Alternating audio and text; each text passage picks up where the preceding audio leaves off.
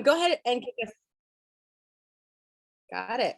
All right. Well, welcome to today's call and or the recording. Welcome if you're watching the replay. We're super excited to be sharing with you today about a topic that I am super passionate about, but I didn't start this way. So our topic today is gardening and oils and integrating Young Living and our oils into your gardening. And so before we get started here in the chat box, I'd love to hear, are you gardeners? Would you are master gardener? Are you a beginner gardener? Or how many, first time gardener? We'd love to hear from you in the chat box and just hear what your experience is, because maybe we're gonna like, I always bring a pen to these. I always learn from people in the chat box every time. I just want to encourage you. I wanted to get started with a little bit about in a story that I hope will encourage you a little bit. I was not a gardener. I was not raised a gardener. My family didn't garden. And my husband and I have a lot of kids. And during this process of like finding Young Living and becoming healthier in every avenue of our life, I realized I wanted good, healthy food to feed my family. And I live really rurally, like the nearest Trader Joe's is 2 hours. It's just a little perspective. And I we didn't have a budget for it. In fact, one of my diamond goals was to be able to afford to go to Trader Joe's for my family's budget. So just to start you from right there. And I love the aspect of gardening. I love canning and putting up food. It's just like, it's probably my hobby, would be more the preservation side. But if you want to do preservation of food to feed your family good, healthy food, you have to have good quality produce to feed it. And so that is kind of how we started. Now, my husband actually enjoys the gardening part. And I kind of always make a joke that when we talk about going to the Young Living farms, that I can weed at home and I can weed on the farm, and neither one appeal to me. Like, there's just that part of like, but I do love getting my feet in the dirt, my hands dirty. And I love planting, as evidenced, like the plethora of plants. So that's why I garden. I garden for better quality food, local to me. It doesn't sit on a truck forever and ever. I garden so that I can have it on a budget, which I think is really important. That maybe that's why people are saying, oh, this year I'm going to have a garden. I think everybody can garden. If you live in an apartment, you can have a pot with tomatoes in it. And there is a huge difference between a homegrown, especially warm, summer warm tomato, and what you get at the store. The taste of what you buy at the grocery store and the food that you grow is incredibly different. Another added benefit for me is that my kiddos love what we grow, and they all have their own little raised bed gardens where they can grow their own food, and they take possession of that. And that's kind of really neat also, because my kids eat vegetables like candy. They would probably maybe prefer their candy, but they eat vegetables and they're not picky about it because it came from us. It came from that. So I believe that everybody can garden. I believe that people and Young Living's in Utah, and I've got family in Utah, and they're like, oh, we don't have a place to garden. I believe that there's always an alternative to like digging a spot in your ground. I believe you can raise bed, a lot of raised beds. I believe you can garden bags. You can even recycle bags. Like lately I've been seeing on Pinterest, like you can recycle your dog food bag and put some dirt in it and put some seeds in it, and you will grow food. I believe so. Many people can dig a traditional garden, but everybody can grow something, and you can grow stuff in your house. We're doing some kind of fun with like these like containers with like lettuce and spinach, and we're doing that much longer than our growing season. All right, so that's kind of the next thing I wanted to just share with you before you get started. So I live in Iowa, and in fact today I'm wearing wool socks and a sweatshirt because the high today is 37. So I can't actually yet do much outdoor gardening here in Iowa, although we are seed starting and that element. But you need to figure out what you can grow for your area, and you do that by finding out what your zone is. And zones are the way that and some people will be like, you don't need to, just grow what you want and figure it out as you go. I figure there's kind of a method to this madness, and I should learn from other people. So I'm kind of a big fan of finding your zone, and that's going to be based on like your last frost date. It's to tell you when you can put stuff outside, where if you aren't adding extra heat or extra light, it will grow and grow well. So I put that link in the comment below. Now I'm still almost winter, like we're still gonna get snow here. Can't believe I'm saying that out loud because I'm not ready for it. I'd really rather be outside gardening, but there's a zone thing in your garden. Good link, Allie. Good link. So as I start to think about, and there's some great ones from like Seed Savers, they'll sell it's a little cardboard thing and you pull it to your last frost date, which you can just Google for your zip code. That was not my notes, but it's so fun to watch like what you can plant and when, because it lays out all the plants and it tells you for your last frost date what you can put in the garden when. So I love that part.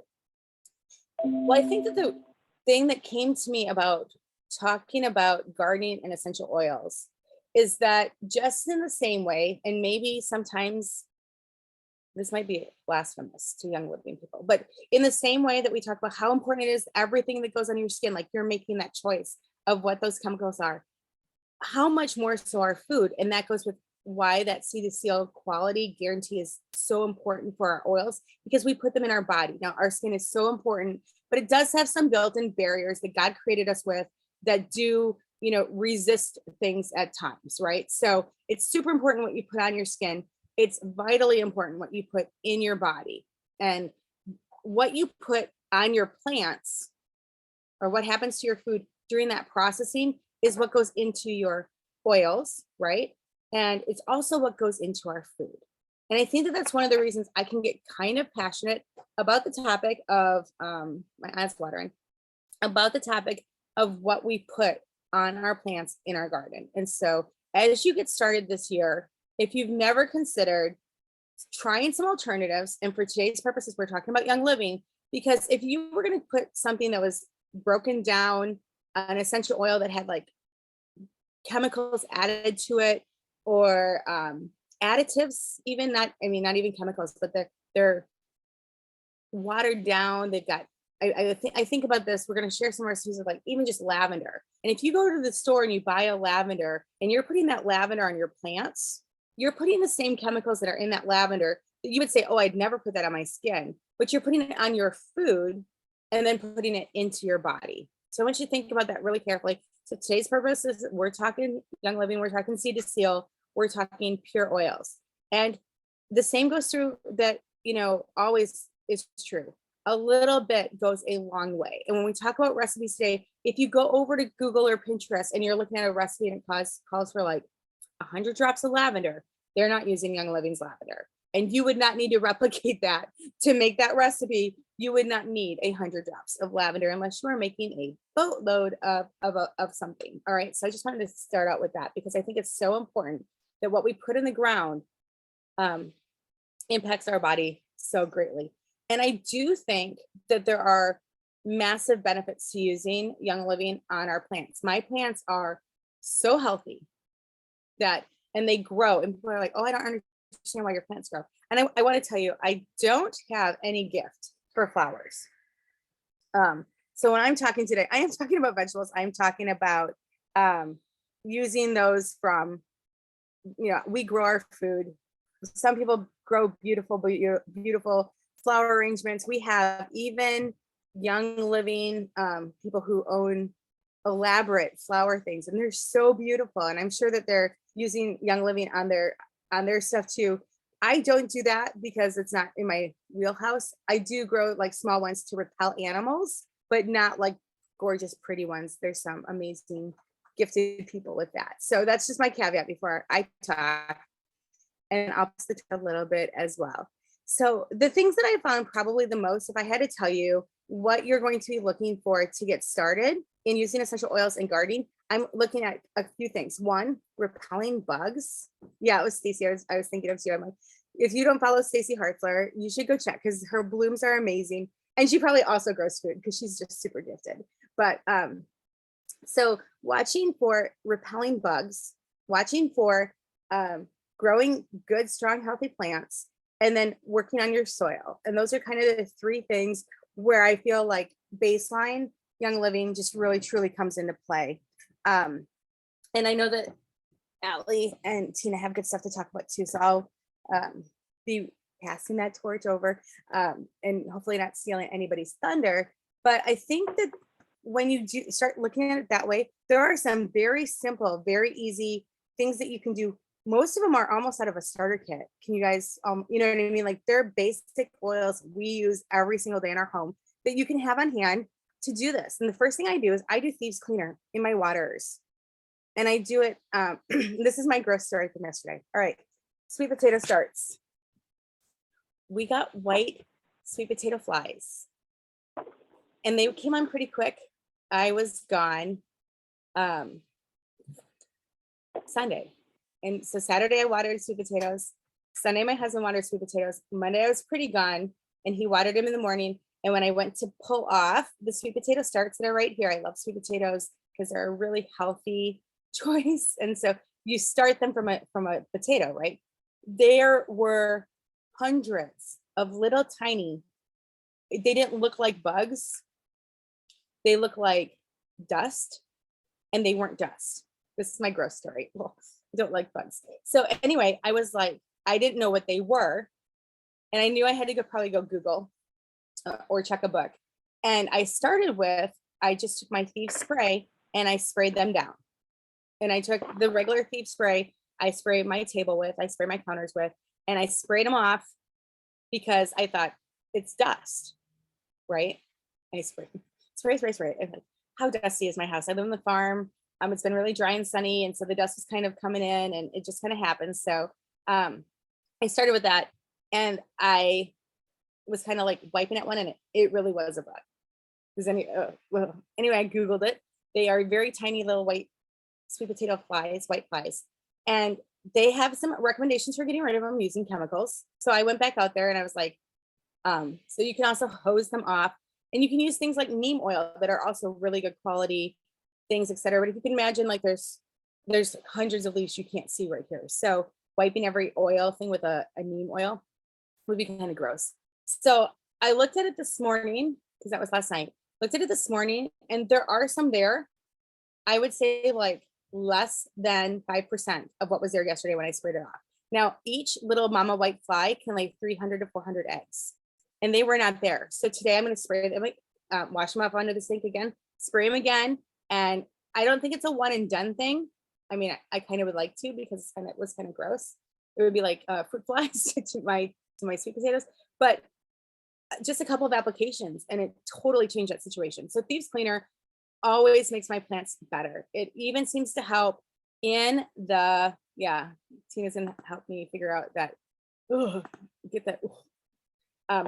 The Thieves Cleaner, it makes the dirt better. It makes the plants healthier and stronger. And I spray everything with them. And so that's just an important part. When I'm spraying all of my starts with it, I don't do quite as many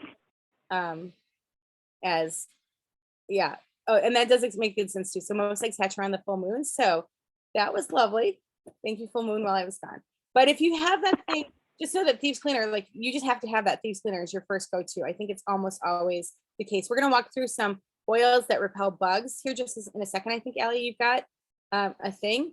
But Thieves Cleaner to me is foundational because it does everything. It strengthens the plant. It feeds it, and then it protects it too, and just in the same hand. I do want to talk for just a second, and I think we're going to go over to past next. Allie, is that fine? But I think we feed the soil good. And I learned this, from Gary. And you've heard stories too about that they would dump essential oils on the ground to help with things. But I've got 3 oils I'm going to mention specifically. And the first one is digize, because digize does like eat up the chemicals. So if you have soil that is maybe been exposed to sprays previously, I would recommend considering a pre-treatment with digize. And I don't know if Tina or Allie have some experience with this, or anybody in the chat, we could read it out loud. This is what I do. I put about 10 drops in 8 cups of water. I get the water hot first, right? Because hot water also helps kill, and then I let it cool a little bit so it's not boiling, and I add the digize and I spray it on the soil.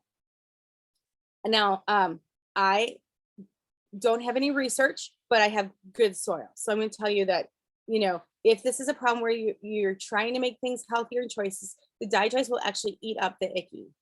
The other thing that I have done some research on lately is just even lavender. The lavender by itself can really help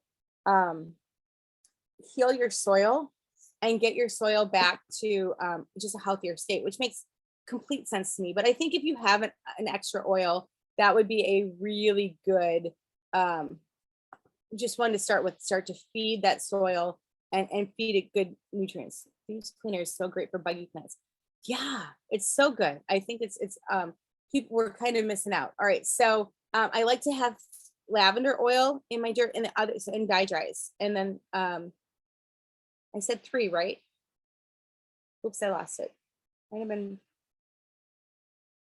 well, so I think starting with good soil is the best way to start. I think keeping, if you can introduce new soil, if you've had to use sprays in the past, it can, if you have to work on a tighter budget and you need to work on amending your soil. And we were at the farms and they were dumping other soils or other oils on the soil too. So if you don't have, I did 8 to 10 drops. I just kind of dumped it in the warm water and then I sprayed it warm. And I think that they feed this, if you have I know what it was. Okay, so if you have soil and you've grown stuff there before and maybe you didn't, you let it kind of get away from you and it was a little weedy, I also like to pre-treat with cinnamon. Cinnamon oil is another one that just can kind of counteract at the weeds. And we hand weed, we don't use any anything toxic on our ground at all. But you can spray into your soil with the cinnamon oil and just kind of make it it kind of can help deter things from growing. So if you want things to grow there, then maybe avoid, okay. Look, there's a slide for this. That's so awesome. I meant to ask you. So cinnamon oil is one of the best oils for getting rid of weeds. So this is exactly what I do. I didn't actually learn it from this class, but this is several drops. And I would tell you that what I do is I get the $1 spray bottles. Walmart has them, Dollar Tree has them for $1.25. And, just those really plastic ones, they don't break down fast enough. If you left them out in the garden, you wouldn't be upset if you lose a sprayer. You can also use the bottom of those thieves bottles to have a slightly sturdier bottle with them. But cinnamon oil, and I think in our bottles are like this big. And I think I put 6 to 7 drops of cinnamon. It's kind of strong. So anyway, that's one of my things that I start with. Those things are the things I think when you start planting, you can do. And again, like Christy said in the comments, Thieves Cleaner is probably one of the #1 pre-treaters I use for my plants throughout the process. Okay, Ellie, you have great slides. I'm going to pass it to you. You're going to talk about bugs. Are you talking about? She's going to run some slides while I do some talking. How about that? I'll pass it. I'm sorry to take so long. Thank you, Amanda. I had said in the comments, we usually grow a garden, but we haven't in a while. It seems like every time it's harvest time, and I'm in zone 8 in Alabama, we harvest or we really need to be tending to it about the time our in-person convention is happening. And so it's been kind of a problem. And 2, we've raised goats in the past for dairy, and they eat everything, as you know. And so we have to really be careful about what we're growing. And of course, like what Amanda was saying, what you use on your plants. So with anything, and Allie, if you could pull up that lavender slide, I'd love to talk about that. We don't only want to deter pests. We want to draw in those beneficial pests, right? We want the honeybees to come in, the cross pollinators to come in, because with your vegetable plants, you have to have some pollination going on. And so lavender actually attracts bees and butterflies, and they do a great job at doing that cross pollination for us. And we've had such a problem with the decline in healthy bees that we want to be nourishing the plants so that we're drawing more in. I know that some gardeners are actually having to hand pollinate because they just don't have any pollinators. So having some lavender to do that, here's how I would use that. I would make a spray. And let me give you a couple of tips on making sprays with essential oils. I know Amanda had given us a couple of tips, but typically what I do is I take either a really heavy duty plastic spray bottle, nothing like dollar store, like a really heavy duty plastic spray bottle or a glass spray bottle. And for about every 4 ounces of water, you take 5 or 6 drops of an oil. You can add more as needed. You need an emulsifier though, and I love Thieves dish soap for that. So if you want to put your Thieves dish soap, maybe just a teaspoon, and then the essential oils in it, kind of get it emulsified together before you put your purified water in it. And I like to use purified water. I know it's tempting to just run over to the hose and fill it up with water, but that's tap water where I live.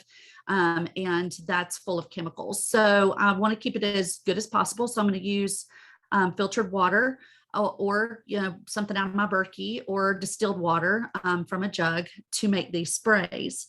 So you just want to shake them up each time you go to use them. And then you want to use these essential oil sprays either really, really, really early in the morning, like before the sun is really hot on the plants while the dew is still fresh, or you do it at night before you go to bed. And you want to spray the area around the plant. And if your sprays recipes have any citrus oils in them, or even tea tree, some of them can be sun sensitive. So don't spray them directly on tender leaves. Spray them on the stems and the dirt around it as much as possible. Now, yes, this recording will be available later. I have a story, and if you want to pull up the next slide, Allie, that would be great. So I have a story. I made a spray, and I used it on 2 peach trees that we had that were covered in Japanese beetles. And the trees were too tall for me. I could only get as far as me standing and could reach with the spray bottle to the top of the tree. And then just as Mother Nature does in Alabama, within a couple of hours, we had a little shower that was not even forecast. So I was standing in the kitchen window looking out at those peach trees thinking all of that spray I just put on there for those Japanese beetles has now been washed away by the rain. So I was kind of disappointed. However, the next morning I went out to the garden and I was looking, and there were Japanese beetles on the peach trees, but they were only on the very crown area of the peach trees. Where I had sprayed, the trees had already absorbed that spray with essential oils in it, and it was already repelling even after that rainstorm. So that was a good story to share with you guys. With this one, tea tree is great for fungus. A lot of the problems that we have are not necessarily insects, but it is a fungal infection. Again, try to keep your tea tree off the tender leaves. Just put it on the stem or in the dirt. Okay, what's the next slide, Allie? Okay, peppermint. Peppermint is great. Spiders hate peppermint. So if you're, one of those arachnophobic type people, then you want to use peppermint. You can make sprays with your peppermint. You can add it on cotton balls. Some people just take a cotton ball with some peppermint on it and go around window seals and door frames to keep pests like ants and spiders from coming into the house. But you can also make those sprays and use it around your garden as well. Okay, next slide. You guys feel free to take screenshots of those as well as we put them up there. Okay, orange. Orange is definitely a great attractor for your bees and your butterflies. But it's also something that you want to keep off of those tender shoots because of what we were talking about with photosensitivity. Just make sure that you're not getting it too much on the area of those tender leaves. But orange mixed with rosemary and lavender oil make a great combination to be able to spray around your plants, even your flowering plants where you want to attract more of your beneficial insects like bees and butterflies. Okay, next slide. Recommendation of the cotton balls so that you don't have to worry about those leaves. You could drop it on the cotton balls and leave the cotton balls around your raised beds. That's right. Great idea. Okay, so we've already talked about cinnamon. We're going to go on down to rosemary. Rosemary has that woodsy scent that we all love. Love to be able to use rosemary for all kinds of things, but it can help from some of those chewing bugs to be able to get on your plants and eating those leaves. So you can make those sprays with that as well, and butterflies love it. Okay, here's a great screenshot for you guys. This is a plant mist that should help with some of those pests. You're going to take 16 ounces of water, 20 drops of oregano, and 20 drops of abundance, and 1 drop of Thieves dish soap. There you go. That's your emulsifier. So I would put the dish soap in first and then add the oils and then the water. Okay, just it keeps it mixed up a little better. Mist your plants.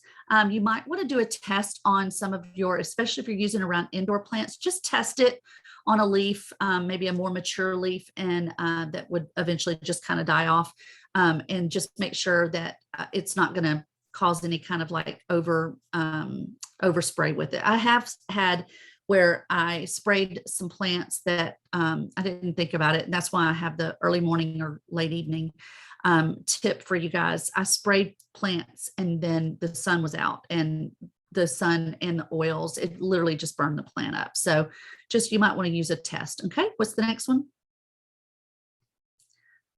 All right, I believe this is going to be some cute little, yeah, I think we went through all of them. Do you have the chart? Okay. Oh, this is a good one. I'm actually going to try this myself. 1 gallon of water, 45 drops of orange oil, 1 teaspoon of molasses, and 1 teaspoon of dish soap. Mix all these together. And I would use super, super, super hot water, like boiling water if it was me, and then pour them on the fire ant mounds and see if that doesn't help get rid of them. And then do you have, okay, this is another recipe. Fill a standard size spray bottle with water, a half a cap of thieves cleaner, and spray your plants throughout the season. I think Amanda was really good about covering that as well. And then here's a DIY fruit and veggie wash.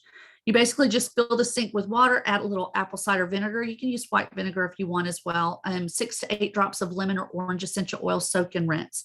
Of course, we have our fruit and veggie wash. That's the Thieves signature. It's just a tiny little bit in a basin full of water. And that's what I have switched to. I don't do this DIY.